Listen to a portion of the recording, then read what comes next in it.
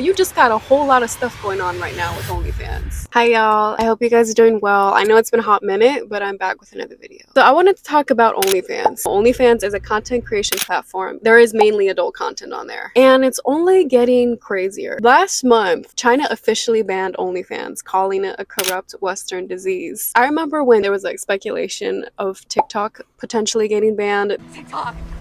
I did come across some reels on Instagram. Don't ban TikTok, ban OnlyFans. OnlyFans is such an interesting phenomenon and platform, and not really in the best ways. And considering that the United States is the primary market for OnlyFans, we have to talk about it. What's tripping me out is people normalizing making it OnlyFans, because that kind of stuff, not even just digital footprint talking over here, just your honor and your reputation is also being affected for years to come. What's crazy is that people paint it off to be, oh, it's fine because I'm making tons of money. And I'm like, look, yeah, you're making tons of money, maybe. Okay, that's not even the case for all of the people who are on OnlyFans, but if you're making tons of money, let's say you're a top creator, that reputation sticks with you for a very long time. Let's say you want to have kids. You got 18-year-olds going on OnlyFans the moment they turn 18, because when they were minors, they said, I want to make an OnlyFans when I'm older. I don't even know, maybe they just decided. Some of these 18-year-olds actually were popular or well known even before they created an OnlyFans. They make millions instantly once they make an OnlyFans. So you just know there were adult men waiting for them to turn 18 so they can subscribe to their OnlyFans. You joined OnlyFans the night you turned 18?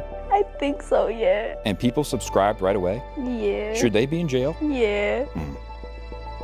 OnlyFans creators doing insane challenges, such as sleeping with a certain number, a certain crazy amount of men in a day. Like, watching these interviews or watching them talk about this makes me want to reach through the screen and hand them a Bible, because I'm like, girl, this is insane. How can you sit there, knowing you let 1,000 men have sex with you in 12 hours and say, I have respect for myself? Because you don't have respect for yourself. It doesn't matter whether you enjoy it or not. You can enjoy it with one man privately in your own home. You don't need so to boring. So I started at 11 a.m, finished at 11 p.m, and it was pretty much a free-for-all. It was kind of like turn up whenever throughout them 12 hours. But in all honesty, I really didn't have that many cues or anything like that, because I was taking guys so quickly. Like, it was such a quick kind of system. I know they know it's insane, and I know they're doing it so they can get more publicity, but it's still insane. It's like, girl, that's your body, girl. And you got people making houses filled with young girls making OnlyFans content, such as the Bop House.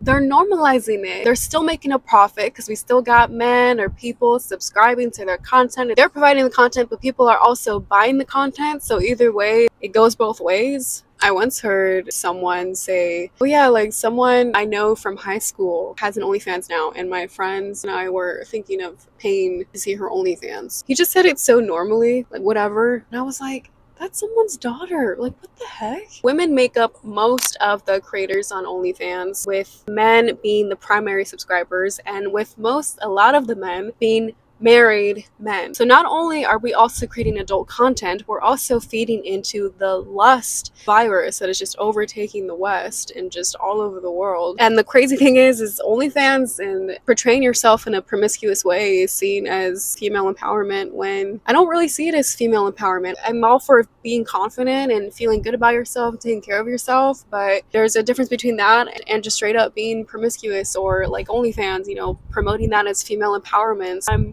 promoting my body and I'm making millions and I'm not being taken advantage of by men. I would strongly disagree with that, because as a result of our normalization and tolerance of OnlyFans, we are just starting to tolerate lust. I've heard people complain about how lustful everyone is, or how lustful our world is. And you know, if you want to do OnlyFans, if you want to do that, you do that. But I'm not gonna pretend like it's a glamorous thing, because it's not. The only glamour that is like making it look glamorous is the money, but that's like a facade. You take the money away and you look at the act itself, and I think most people agree that it would not be so glamorous. And I mean, oh gosh, just even thinking about the mental health effects, just the mindset of a transactional effect with intimacy, that can only worsen symptoms of anxiety and depression. If I had a friend who told me, Jasmine, I want to do OnlyFans, I'd be like, girl, I love you, I think that's a bad idea.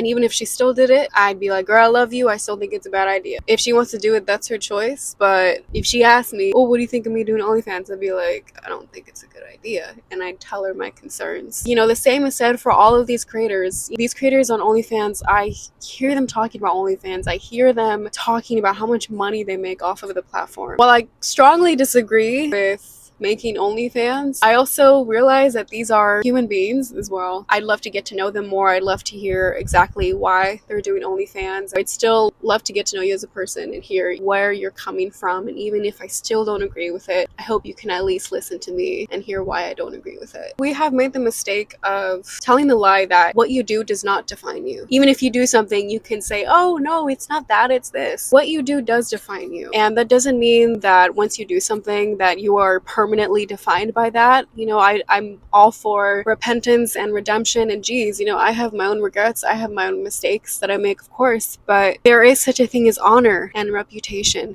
and we are losing that in this country. So that was my ramble for today, and I'd love to hear what you guys think of this. I know I titled it, Should We Ban OnlyFans in the US? Kind of an open-ended question. I want to hear what you guys think, just because I'm not really arguing in favor of either or, even despite my own feelings of OnlyFans, just because I know what I might personally feel like, but there's also the First Amendment, you know, freedom of speech, freedom to do what you want as long as it's not harming anyone, right? But even that can be argued with OnlyFans, so I'd love to hear what you guys think. What do you think about what I said? Agree, disagree? Let me know. If you made it this far, if you liked what I said, please hit that like button and subscribe. It means a lot if you do, and thankful for your guys' time. I never take it for granted. As always, hope you guys are doing well. I'll see you in the next video. Okay, bye guys.